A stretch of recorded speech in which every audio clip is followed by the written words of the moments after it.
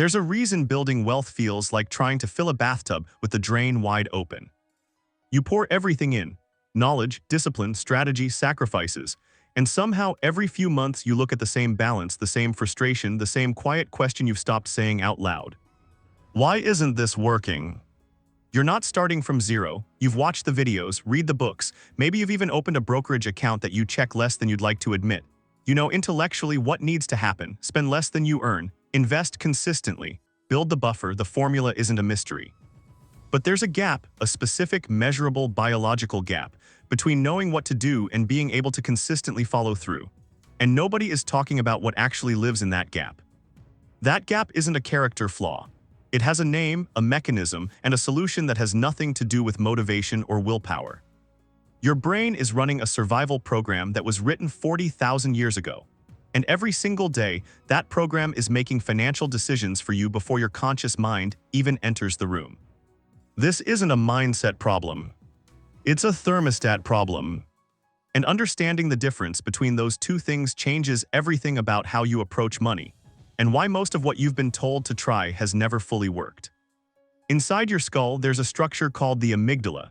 It's your brain's built-in alarm system, ancient, fast, and ruthlessly efficient.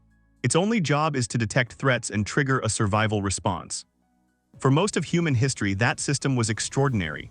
Predator nearby, cortisol floods the bloodstream, heartbeat spikes, vision narrows, every resource in your body redirects to one single mission: survive right now. The problem is this: your amygdala cannot tell the difference between a predator on the savannah and a credit card bill you've been afraid to open. To your nervous system, financial stress and physical danger produce the same biological response, the same hormone, the same cascade. And when that signal stays active, not for minutes, but for weeks, months, or years, something specific and devastating happens to your financial life. Cortisol is designed for short sprints of survival. But when financial stress becomes chronic, when the feeling of not enough is the background noise of every single day, cortisol stays elevated. And elevated cortisol does something that no budget app will ever tell you about. It suppresses the prefrontal cortex. The prefrontal cortex is the part of your brain responsible for long-term planning, for weighing consequences, for resisting impulse, for thinking about the version of yourself that exists 5 years from now. Financial stress doesn't just make you anxious. It physically switches off the decision-making hardware that builds wealth. Research published in peer-reviewed behavioral economics journals has consistently shown that financial scarcity alone, the mere experience of not having enough, reduces cognitive performance in ways equivalent to losing a full night's sleep. You are not failing because you lack discipline. You are making decisions on emergency power, and emergency power was never designed for long-term strategy. Here is the part that almost no one talks about, and it matters more than anything else in this video. Trying harder doesn't fix it. More spreadsheets, more rigid budgets, more motivational pressure, more self-criticism every time you slip. Every time you push yourself harder without addressing the underlying biology, you raise the threat signal: more cortisol, more amygdala hijack, less prefrontal cortex. The effort itself, the grinding, the forcing, the white-knuckling your way through financial decisions you haven't emotionally resolved, tightens the loop. This is why intelligent, determined, financially literate people spend decades working toward stability and keep arriving at the same place. It's not failure. It's biology completing its cycle. Think of it this way.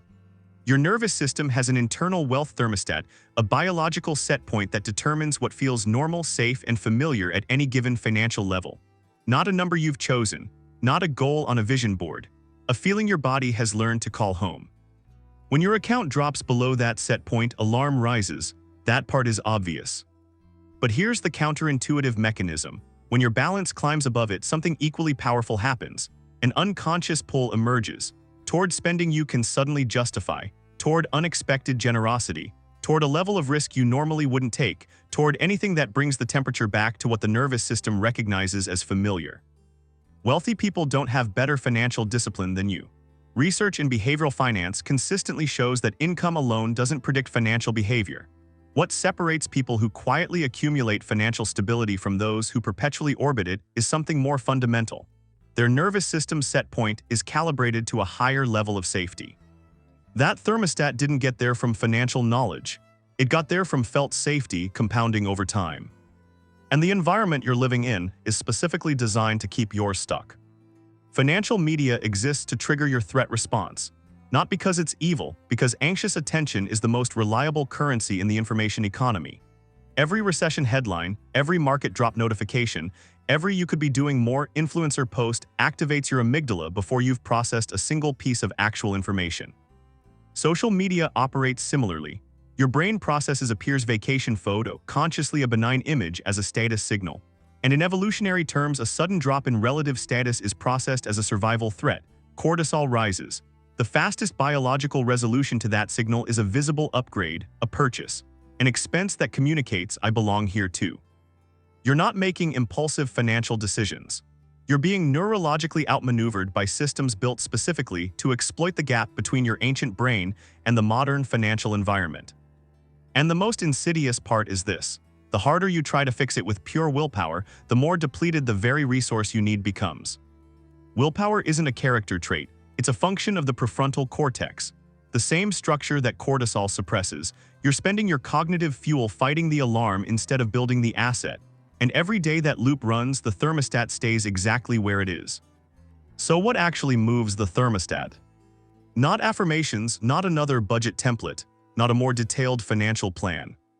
What rewires a nervous system, what genuinely shifts the biological set point, is the signal of safety, delivered consistently enough that the brain begins to update what it considers normal. Here's what that looks like in practice. The first technique is automation before decision. Automation bypasses the cortisol-compromised decision-making entirely. A savings transfer that happens before you see the money never triggers the threat response. You cannot feel fear about money you never consciously held. This is why automatic contributions to savings and investment accounts, even small ones, build financial stability in ways that manual transfers never replicate. Not because the math is different. Because the neurology is different. The decision is made once in a calm state and then removed from the daily threat cycle. The second is nervous system regulation before financial review. Slow diaphragmatic breathing, specifically with a longer exhale than inhale, activates the vagus nerve and measurably lowers cortisol within minutes. Before you open your banking app, before you review your investments, before you pay bills, 3 to 5 breaths with a 4-count inhale and 6-count exhale moves your brain from threat mode to reasoning mode. It takes 60 seconds. The financial decisions that follow are made by a different, more capable version of your brain. The third is building your buffer before building your strategy. The nervous system calms when it perceives a margin between now and danger, not a large number, a buffer. Research consistently shows that having 2 to 3 months of accessible expenses in a dedicated account sends a biological signal to the amygdala. There is no emergency right now. That single structural change improves financial decision-making quality more than most financial courses. The fourth is intentional restriction of your financial threat diet. Every piece of financial news carries a cortisol cost. Designate specific windows to review your finances, not first thing in the morning when cortisol is already at its daily peak, and not in the evening when cognitive reserves are depleted. Remove financial apps from your home screen. Set a weekly financial review time and protect that boundary as a biological decision, not a preference. The difference between those who quietly build financial security and those who work exhaustingly toward it without arriving isn't discipline. It isn't even strategy. It's what their nervous system has learned to believe is safe. When safety precedes strategy, the decisions become clearer without effort. The impulses lose their grip. The thermostat begins to move not because you forced it, but because you stopped treating your brain like an obstacle and started treating it as the most important financial instrument you'll ever manage. There's one question worth sitting with after this video. When did enough last feel real to you, not as a number, but as a feeling in your body?